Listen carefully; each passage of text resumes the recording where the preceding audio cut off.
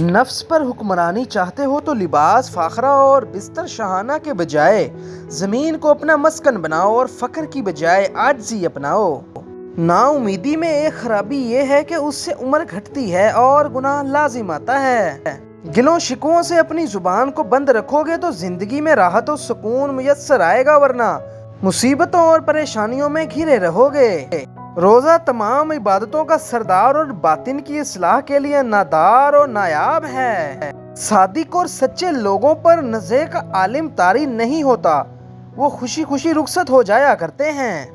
خالق کا عرفان حاصل کرنے کے لیے خود اپنی ذات کا عرفان ضروری ہے، اور اپنی ذات کا عرفان یہ ہے کہ اپنے اندر موجود اللہ سبحانہ و تعالیٰ کا نور کا مشاہدہ کرتے رہیں۔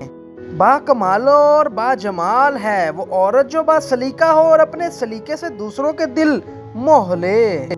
دل کے تالے کی چابی محبت کے مسکرانے پر منحصر ہے۔ دوستوں سے ملاقات کے وقت ان کے معاملات میں لاپرواہی، بے نیازی اور روکھا پن اختیار نہ کرو، بلکہ پوری طرح ان کی طرف متوجہ رہو۔ جو عمل رسول پاک صلی اللہ علیہ وآلہ وسلم نے کیا ہے اس پر عمل کرو، اور جو کام رسول پاک صلی اللہ علیہ وآلہ وسلم نے نہیں کیا اسے چھوڑ دو۔ جو کپڑے حلال رزق سے بنائے گئے ہوں وہ کبھی پرانے نہیں ہوتے۔